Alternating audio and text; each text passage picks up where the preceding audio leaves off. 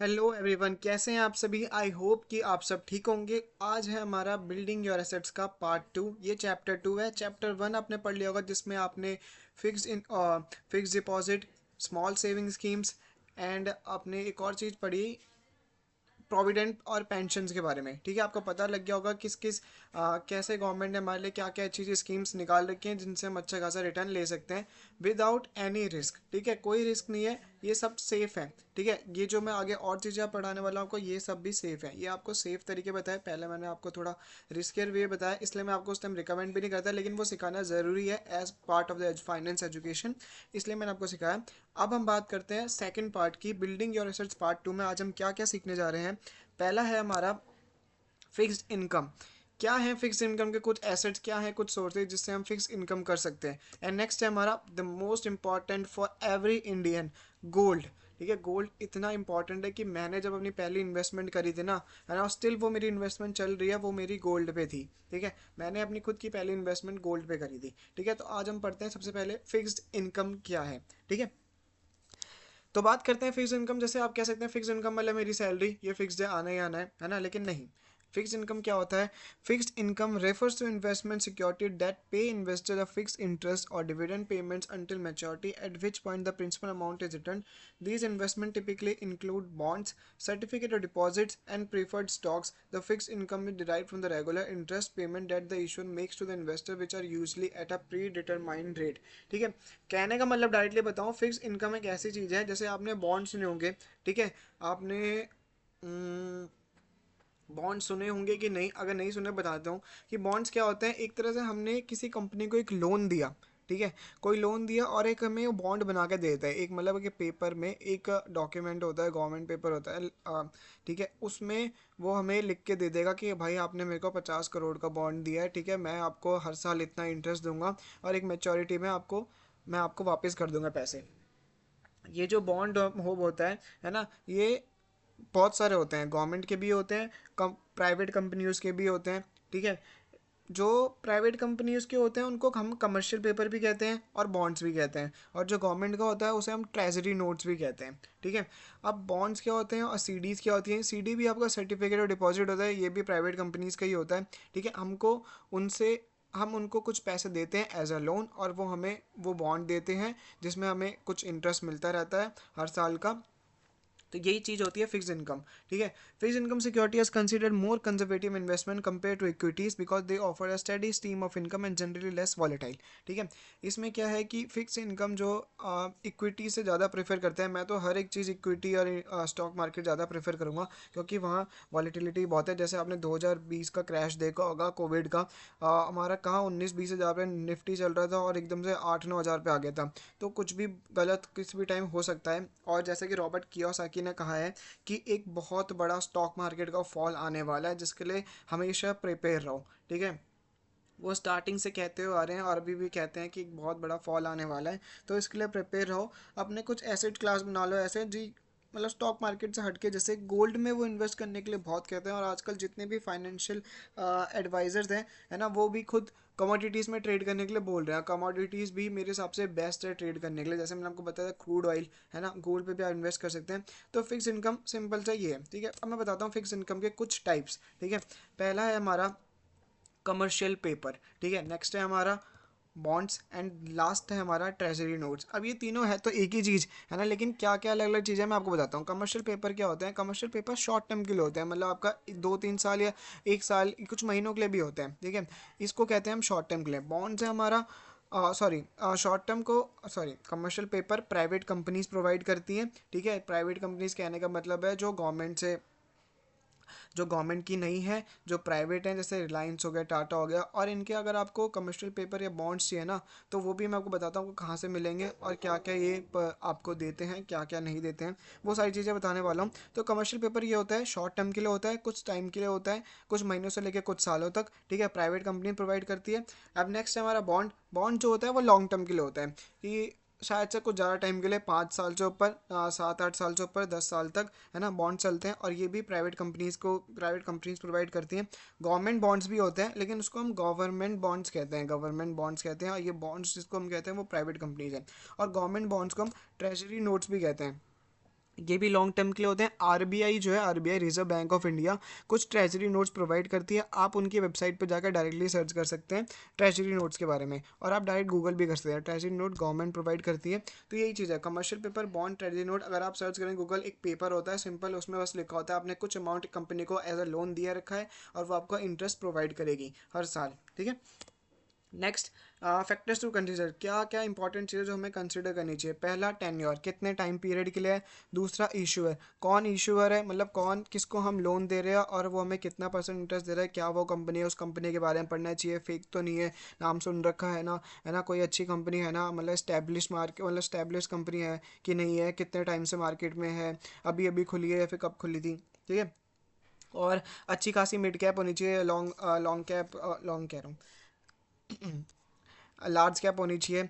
या coupon rate, coupon rate क्या होता है कि कूपन रेट ऐसी चीज़ है, मतलब एक तरह से कह लीजिए रेट ऑफ इंटरेस्ट, कि कितना हमें रेट ऑफ इंटरेस्ट प्रोवाइड कर रहे हैं, तो उसको इसमें कमर्शियल पेपर बॉन्ड्स में कूपन रेट कहते हैं। ठीक है, rate of interest. Yield, yield to maturity है ना, यील्ड टू मैच्योरिटी क्या होता है।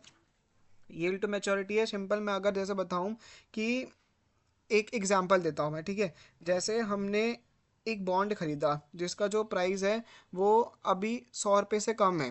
ठीक है, 100 रुपये से कम है, वैसे 100 ही होता है हर किसी का। अगर 100 रुपये से कम में आपको मिल रहा है तो आप उसको तुरंत ले लो। आगे जो है वो 103 104 तक जो हमें कूपन रेट दे रहा है उसके हिसाब से वो बढ़ेगा। ठीक है, लेकिन अगर आपने 100 रुपये से ज़्यादा का लिया, 100 रुपये पॉइंट कुछ या 101 102 103 है ना, तो आपको हो सकता है कि उसमें लॉस हो। तो हमेशा देखना आप 100 से कम वाले ही वाईटीएम लो, है ना। यील्ड टू मैच्योरिटी वैसे कुछ परसेंटेज होती है, लेकिन आप खोलोगे प्राइस तो प्राइस में आपको पता लग जाएगा ये 100 से कम होने वाला ही हमें लेना है। इसको कहते हैं यील्ड। यील्ड का भी ये रेट होता है। और लास्ट में हमारा रेटिंग्स। रेटिंग्स क्या है। रेटिंग्स कहने का मतलब है जिन भी कंपनीज ने बॉन्ड प्रोवाइड कर रखे होंगे, बॉन्ड बना रखे होंगे हमारे लिए कि आप ले लीजिए हमारा बॉन्ड, तो उन कंपनीज को हमारी इंडिया की 3 गवर्नमेंट कंपनीज है, केयर हो गया, सॉरी 3 कंपनीज है, केयर है और एक है आईसीआरए है और एक है CRISIL। तो ये 3 कंपनी है जो इनको रेटिंग प्रोवाइड करती है बॉन्ड्स वगैरह को, है ना। तो जो जिनकी बेस्ट रेटिंग होगी हम उसको ही प्रेफर करेंगे ताकि वो सेफ रहे। ठीक है, एक एग्जांपल आप देख लो, जैसे ये मैंने एक वेबसाइट की स्क्रीनशॉट ले रखा है। तो यहाँ पे आप देख रहे होंगे कि हमें, जैसे आप पहले वाले पे देखते हैं SMFG इंडिया, है ना, ये यील्ड इसका 8.3 का है, प्राइस देखो 103 चल रहा है, बहुत ज़्यादा है, और कूपन रेट हमें 9.25 मिल रहा है। प्राइस हमेशा मैं प्रेफर करूँगा आपको कि 100 से कम ही रखें तभी है। और मिनिमम इसमें इन्वेस्टमेंट इसमें 100,000 लाख 10 लाख 10 लाख की है। और टेन्योर इसका 5 साल का है। और आप रेटिंग देख रहे होंगे CRISIL ने ट्रिपल ए दे रखी है। ट्रिपल ए रेटिंग अच्छी होती है, ए के अकॉर्डिंग जितनी भी रेटिंग है ये अच्छी होती है। ठीक है, और जैसे बाकी आगे आगे सबका देखेंगे, टाटा मोटर्स का है। टाटा मोटर्स का यील्ड 8.64 है, प्राइस 104 है, प्राइस अभी बहुत ज़्यादा हाई हो रखा है तो हम इसे लेना भी प्रेफर नहीं करेंगे। और कूपन रेट हमें 9.5 है, इसके हिसाब से हमें रेट ऑफ इंटरेस्ट मिलेगा। ठीक है। और जैसे हम आगे बात करें श्री राम फाइनेंस, इसमें हमारा प्राइस 99.6000 है, इसको हम प्रेफर करें लेना। इसका कूपन रेट 9 है, यील्ड इसका थोड़ा ज़्यादा है ना। और टेन्योर इसका 4 साल के लिए है, रेटिंग भी इसकी काफ़ी अच्छी है। ठीक है, क्रिजाइल और इंडिया रेटिंग ने रेटिंग दे रखी है, मिनिमम इसमें 10 लाख ही है, तो इसको हम प्रेफर कर सकते हैं। और रही बात इसी की भी, अगला जो है 9.49 इसकी यील्ड मैच्योरिटी है, टेन्योर 6 साल का है, 99.5 प्राइस है, कम है। कूपन रेट अच्छा दे रखा है, 9% का इंटरेस्ट है। ऐसे आपको 11-12% वाले कूपन रेट भी मिल सकते हैं। तो आप जब अगर आपको क्या कहते हैं, आपको देखना है कि कहाँ पे मिलते हैं ये, तो आप डायरेक्टली गूगल कर सकते हैं। गूगल आप कर सकते हैं, डायरेक्टली लिख सकते हैं, बॉन्ड्स लिख सकते हैं या कॉर्पोरेट बॉन्ड लिख सकते हैं, तो आपको डायरेक्टली कोई वेबसाइट मिल जाएगी, है ना, जहाँ से जाके आप ले सकते हैं। लेकिन मैं प्रेफर करूँगा कि आप किसी भी ऐसे वेबसाइट से ना खरीदें। आपको ख़रीदना है तो आप डायरेक्ट एक्सचेंज से करिए। NSE की खुद की एप्लीकेशन है, नेशनल स्टॉक एक्सचेंज, उनकी एप्लीकेशन डाउनलोड करके वहाँ से आप बॉन्ड्स वगैरह खरीद सकते हैं। ठीक है। Next, rating chart. Rating chart कैसे डिफाइन होता है, ये है रेटिंग चार्ट। देखिए आप देख रहे होंगे कि ये AAA BBB BBB CCCD ऐसे रेटिंग है। जितनी ज़्यादा ऊपर होगी AAA AA तो उसको हम लेना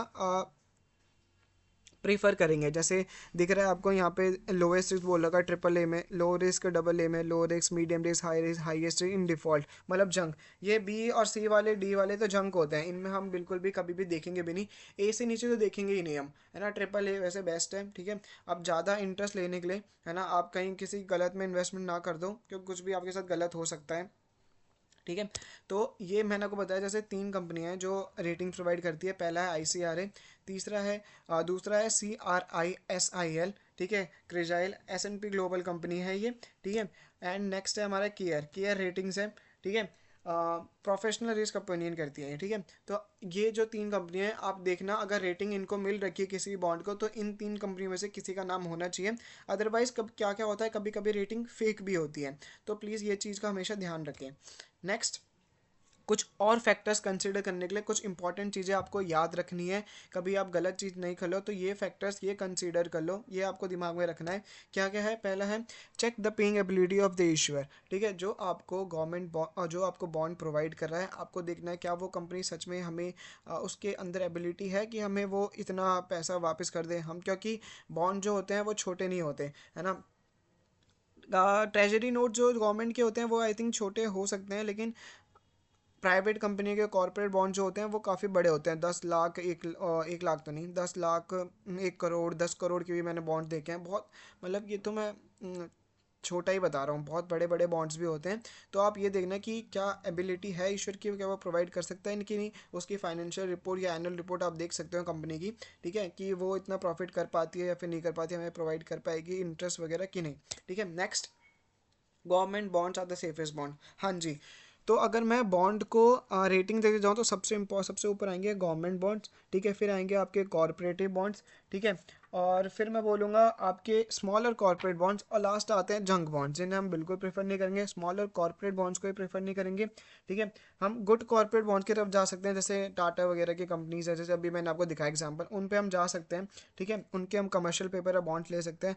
और सबसे सेफेस्ट गवर्नमेंट के ट्रेजरी नोट्स, मतलब गवर्नमेंट बॉन्ड जो है वो हम सबसे प्रेफरेबल करेंगे। हाँ, उसमें रेट ऑफ इंटरेस्ट कम होता है as compare to other corporate bond या स्मॉल कॉर्पोरेट बॉन्ड। अब जंक की तरफ जाएंगे तो आपको तो इतने ज़्यादा इंटरेस्ट मिल जाएंगे, 12, 15, 16, लेकिन वो बिल्कुल भी एक अच्छी इन्वेस्टमेंट नहीं है, बहुत ज़्यादा रिस्क है उसमें। तो मैं हर एक चीज़ गवर्नमेंट की तरफ से ही, मैं आपको बैंक भी गवर्नमेंट का ही बोलूँगा, मैं आपको हर एक स्कीम भी गवर्नमेंट की बोलूँगा, और इसमें भी आपको प्रेफर करूँगा कि ट्रेजरी नोट्स की तरफ ही जाएँ, या तो आप कॉर्पोरेट बॉन्ड की तरफ जा सकते हैं, ठीक है।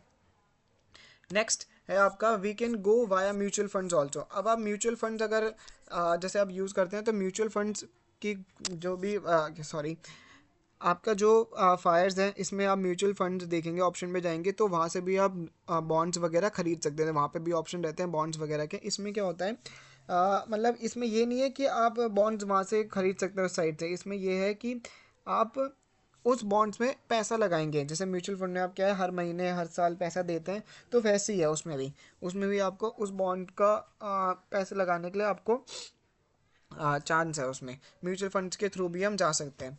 नेक्स्ट है हमारा small corporate bonds are more riskier as they also provide high return. जैसे मैंने बताया स्मॉल कॉर्पोरेट बॉन्ड होते हैं, है ना, वो हाई रिटर्न देते हैं, लेकिन वो बहुत रिस्कियर है।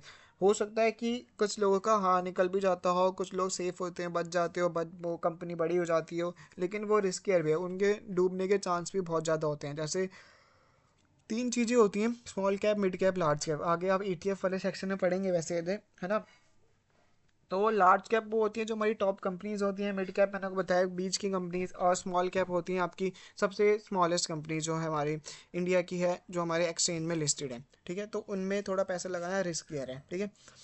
आपको मिल सकते हैं हाई रिटर्न्स, वो कंपनी ग्रो भी कर सकती है, क्या पता वो यूनिकॉर्न बन जाए, बट आपको ध्यान दे के चलना है कि आप उसमें यूनिकॉर्न से वो ज़ीरो ना हो जाए, ज़ीरो हीरो ना हो जाए आपके साथ। नेक्स्ट है हमारा ratings can be incorrect sometime. जैसे मैंने आपको बताया रेटिंग्स कई बार गलत भी हो सकती है, इन तीनों की रेटिंग्स भी हो सकती है गलत हो, क्या पता कंपनीज ने पैसे दे रखे हों, ऐसा होता है, बिल्कुल होता है। तो रेटिंग्स भी गलत हो सकती हैं, आपको एक एनुअल रिपोर्ट देखनी पड़ेगी, तब जाके आप मैं बोलूँगा तब जाके आप इनमें जाने का, इन्वेस्टमेंट करने का अपने माइंड में सवाल पैदा करें। ठीक है। नेक्स्ट है आपका buy only over the exchange, जैसे मैंने आपको बताया एक्सचेंज से ही लो। एक होता है बाय ओवर द एक्सचेंज और एक होता है बाय ओवर द काउंटर। ठीक है। ओवर द काउंटर ये है कि मतलब जैसे कंपनीज खुद आपको कांटेक्ट करेगी और आपको बुलाएगी ऑफिस वगैरह में और आपसे कॉन्ट्रैक्ट वगैरह साइन, मतलब कि उसमें थोड़ा रिस्क है। ठीक है। अगर आप एक्सचेंज से करेंगे तो आपके पास पूरा प्रूफ रहता है, हर एक चीज़ रहती है। और एनएससी जो है, जो सेबी है ना, वो हमें बोलती है कि आप एक्सचेंज से ही आपको प्लेटफॉर्म मिल रहा है, कि आप यहीं से जाके ही अपने बॉन्ड्स खरीदो। ठीक है। आपको वहाँ कंपनी में जाने की कोई नीड नहीं है, वो थोड़ा क्या कहते हैं रिस्कियर ऑप्शन हो जाता है। ठीक है। नेक्स्ट हमारा पॉइंट होगा don't go over the counter. Counter पे मत जाइए, डायरेक्ट ही आप एक्सचेंज से जाके खरीद सकते हैं बॉन्ड्स। ठीक है। यही है। ओके। तो we can buy government bond through NSC application. वैसे मैंने बताया कि एनएससी की जो एप्लीकेशन है, आप एनएससी एप्लीकेशन डाउनलोड कर लीजिए प्ले स्टोर से, वहाँ से जाके आप गवर्नमेंट बॉन्ड्स खरीद सकते हैं, उनके रेट्स वगैरह हर एक चीज़ ट्रेजरी नोट्स के पता कर सकते हैं। ठीक है। नेक्स्ट ये हमारा आता है कोट टाइम। इसमें क्या लिखा है वॉरेन बुफेट ने, I always knew I was going to be rich, I don't think I ever doubted it for a minute. ठीक है। तो ये उनका एक माइंडसेट था, उन्होंने सोच रखा था कि उन्होंने अपने, आपको पता होगा वॉरेन बफेट ने अपनी 9 साल से ही इन्वेस्टमेंट करना चालू कर दी थी। ठीक है। तो आप अभी 20-30 साल के हो, आप क्यों रुके हुए हैं? आप भी इन्वेस्टमेंट करिए। और नहीं, मैं इन्वेस्टमेंट की बात कर रहा हूँ, मैं स्टॉक मार्केट की बात नहीं कर रहा कि आप अपने पैसे वहाँ उड़ाओ गवाओ या एक दिन में हीरो बन जाओ। इन्वेस्टमेंट की बात कर रहा हूँ। आज जो इतने साल के हैं, 80 शायद से 80+ हैं, और उनके पास 85 बिलियन की वर्थ है अभी जिस टाइम मैं जानता हूँ। ठीक है। आगे ज़्यादा भी हो सकती है। तो आ, अगर मैं बताऊं वर्ल्ड का जो सबसे बड़ा ट्रेडर है वो उनका नाम आई थिंक मैं भूल गया हूँ, है ना, वो कोई और थे, है ना। उन्होंने इतने पैसे कमाए थे, लेकिन जब से जो मोस्ट सक्सेसफुल ट्रेडर हैं वर्ल्ड के, वो वॉरेन बफेट को कहते हैं, क्योंकि इन्होंने कंपाउंडिंग का इस्तेमाल करा। कंपाउंडिंग क्या होता है? कंपाउंडिंग मतलब जैसे मैं आपको बता रहा हूँ ना कि ये short term goal, long term goal, तो लॉन्ग टर्म गोल ही कंपाउंडिंग कहते हैं। एसआईपी वाले सेक्शन में आपको पूरा बताऊंगा कंपाउंडिंग क्या होती है। तो अपना सबसे पहले अमीर बनने के लिए ना एक माइंडसेट होना चाहिए कि अपने सोचना चाहिए कि भाई मैं अमीर बन के रहूँगा, भाई मेरे को पता है रास्ता। मैं आपको बताऊँ, इंडिया में क्या, मतलब पूरी दुनिया में हर ऐसा कौन इंसान नहीं होगा जो सोचता होगा कि मुझे अमीर नहीं बनना। ठीक है। हर कोई सोचता है कि मुझे अमीर बनना है। ठीक है। लेकिन I think 95% of the peoples को नहीं पता होता है कि भाई बनना कैसे है, लेकिन शायद से 5% लोगों को पता है कि मैं इस रास्ते पे जाऊँगा तब बनूंगा। क्योंकि एक सैलरी, जैसे एक 10-20 हज़ार की सैलरी लेने वाला इंसान, प्राइवेट कंपनी में काम करने वाला 9 to 6 वाला इंसान, ठीक है, वो भी सोचता होगा कि मैं अमीर बन जाऊं, लेकिन उसके पास वो काम कर ही नहीं रहा ना, वो एक 9 से 6 की जॉब कर रहा है, 10-20 हज़ार रुपये कमा रहा है, क्या वो उससे अमीर बन सकता है? नहीं बन सकता। उसकी ज़िंदगी निकल जाएगी, वो कभी अमीर नहीं बन पाएगा। ठीक है। अपनी ज़िंदगी भर काम करते ही रहेगा। ठीक है। मैंने मैं आपको नहीं, ये तो मैं आपको बाद में बताता हूँ।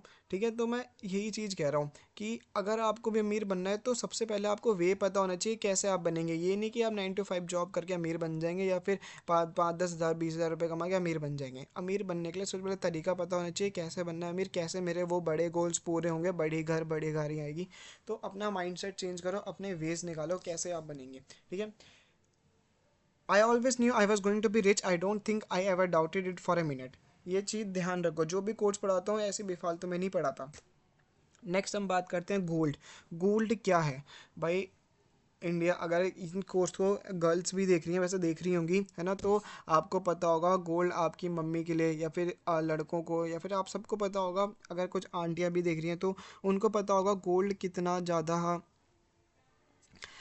कितना ज़्यादा इंडिया के लिए, मतलब कि सबसे बड़ी इन्वेस्टमेंट होती है, ये सबसे बड़ा एसेट क्लास होता है गोल्ड। एक गोल्ड होता है, एक रियल एस्टेट होता है, मतलब एक प्रॉपर्टी होती है, घर होता है। ठीक है। गोल्ड इतनी बड़ी इन्वेस्टमेंट है।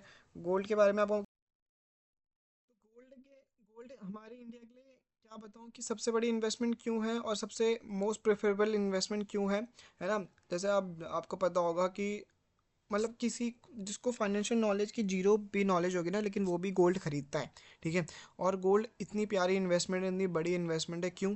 क्योंकि गोल्ड के एक फ़ायदे नहीं है। पहला, जैसे हम अगर स्टॉक्स खरीदते हैं तो स्टॉक्स का फ़ायदा क्या है? सिर्फ एक ही फ़ायदा, इन्वेस्टमेंट वैल्यू है। ठीक है। हाँ भाई, हमें आगे पैसा मिलेगा।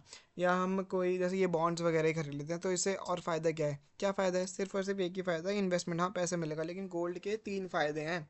गोल्ड के 3 फ़ायदे क्या हैं? पहला, इन्वेस्टमेंट, पैसा मिलता ही है आपको। आगे कुछ साल बीतने में, ठीक है। दूसरा utility, oh sorry, social value, social value भाई, ये गोल्ड पहन के जाओगे बाहर रोड में, आपका अलग ही रुतबा होगा, है ना। आपने मोटी चेन पहन रखी है तो भाई कोई आपसे बेफालतू में फालतू नहीं बोलेगा। अगर कोई बोलेगा भाई तो हाँ, वो देख लेगा कि चैन है तो आपको उसको लगेगा हाँ भाई ये कोई बढ़िया इंसान है ना, कोई अच्छा इंसान है। तीसरा कंजप्शन वैल्यू, ठीक है। कंजप्शन वैल्यू क्या होती है? कंजप्शन वैल्यू का मतलब है लोग गोल्ड पहनने के लिए खरीदते हैं, ठीक है।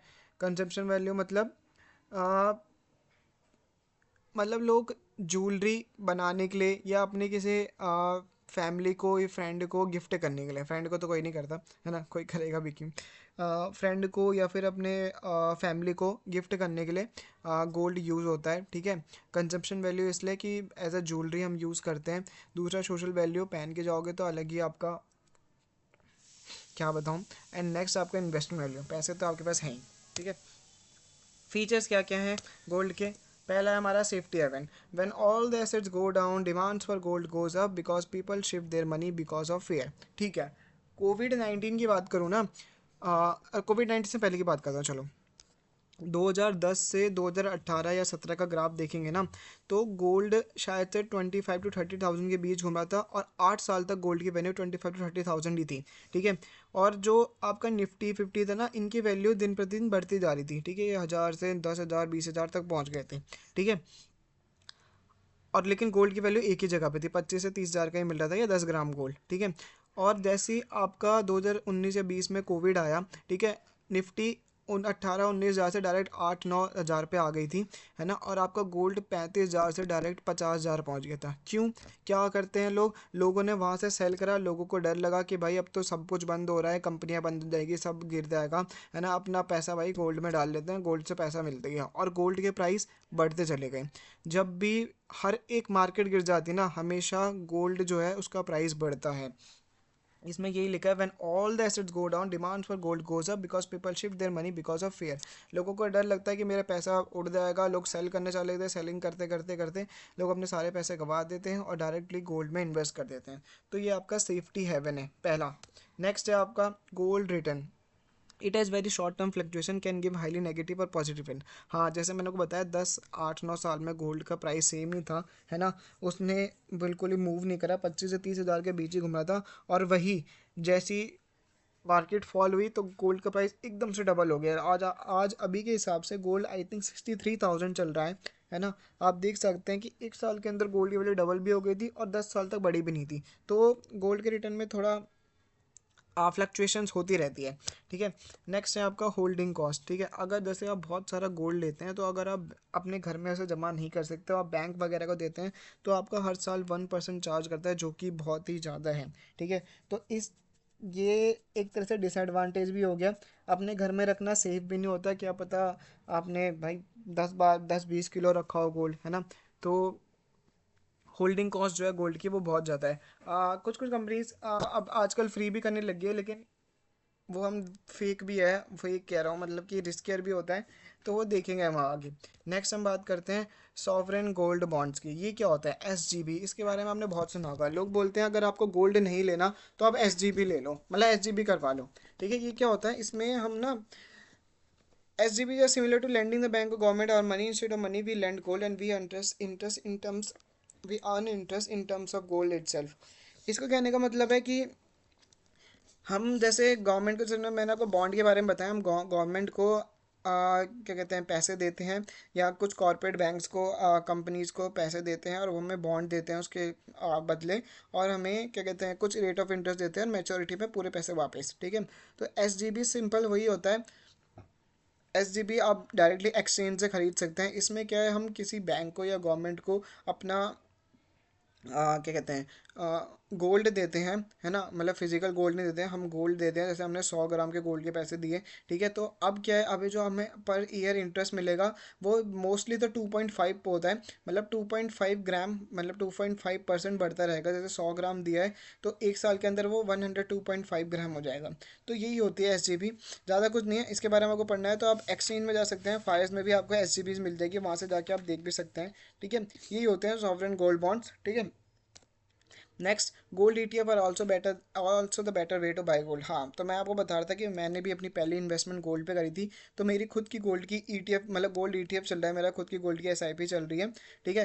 अब बहुत टाइम हो चुका है उसको, मैंने पहले ही, जब मैंने, ये मान लो कि जब मैंने अपना बिजनेस स्टार्ट करा था, मेरा बिजनेस भी एक्चुअली, तो मेरी जब इनकम अच्छी खासी होने लगी थी तो मैंने इन तो हाँ, तो हाँ, जब मैंने बिजनेस स्टार्ट करा था तो उस टाइम मैंने धीरे धीरे करके स्टॉक मार्केट के बारे में सुना, समझा, बहुत पढ़ा, है ना। स्टार्टिंग से मेरे को मतलब काफ़ी फाइनेंस मनी के बारे में पहले से ही वाले रुचि थी, एक तरह से आप कहेंगे।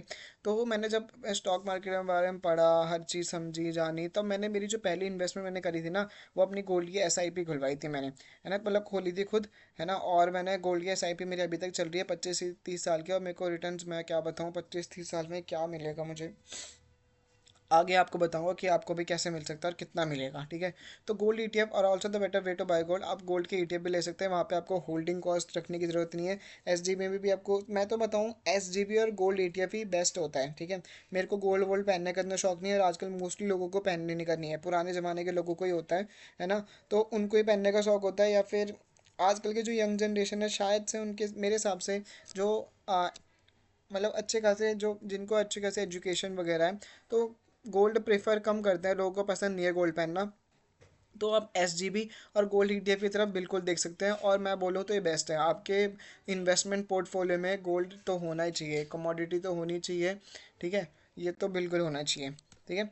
नेक्स्ट, ख़त्म करते हैं आज के इस चैप्टर को। आपके सारे एसेट मैंने बता दिए। पहला हमारा फर्स्ट पार्ट में था फिक्स डिपॉजिट, देन हमारा स्मॉल सेविंग था, फिर हमारा पेंशन था, फिर प्रोविडेंट फंड था, और हमने आपको बताया अभी फिक्स इनकम के बारे में, बॉन्ड्स वगैरह के बारे में। मैंने हर एक चीज़ बता दी जिससे आप पैसे कमा सकते हो। अपने पैसे, पैसा कमाना तो आपके ऊपर है, उस पैसे से पैसा कैसे बना सकते हो वो चीज़ मैंने आपको सिखाई। क्योंकि लोग क्या है, पैसे को उड़ा देते हैं, गंवा देते हैं। उड़ाने गंवाने के बजाय यहाँ उड़ा दो, है ना, उड़ते चले जाओगे। ठीक है। जो मैं आपको बता रहा हूँ ना, अगर आपको 1 लाख रुपए या 1 करोड़ रुपए देना, जिनको फाइनेंशियल एजुकेशन की नॉलेज नहीं है, तो भाई वो 5 या 10 दिन दे लगाएंगे अपने सारे पैसे उड़ाने में। अगर आप किसी से पूछेंगे ना रैंडमली कि भाई आपको 1 करोड़ रुपए देंगे तो आप क्या करेंगे, तो वो बोलेंगे मैं गाड़ी ले लूंगा, मैं ये घर ले लूंगा, ये कर लूंगा। भाई कितने टाइम तक, 1 महीने ही चलेंगे तुम्हारे वो 1 करोड़ रुपए। तो इसलिए ही मैंने आपको ये सिखाया कि अब आपके पैसे उड़ेंगे नहीं, आपके पैसों से पैसे बनेंगे। और आप चाहे तो अपने बच्चों को भी ये नॉलेज दे सकते हैं, ताकि वो छोटी उम्र से ही ये सब सीख जाएं, और पैसे गंवाने के बजाय पैसे समझे कि आप कैसे उन लोग में आएंगे, कैसे आप उस रैट रेस को तोड़ के आगे निकलेंगे। तो यस, आज का सेशन ख़त्म करते हैं। अगर आपको कोई भी डाउट है तो आप रावत एकेडमी वर्क पे मेल कर सकते हैं, हमारी टीम आपको जल्द से जल्द और बढ़िया रिस्पॉन्स करेगी। उस चीज़ के लिए आप बिल्कुल बेफिक्र है, और अगर आपको कुछ और भी चीज़ पूछनी है उसके लिए आप हमें मेल कर सकते हैं। थैंक यू सो मच, मिलते हैं आपको नेक्स्ट सेशन में।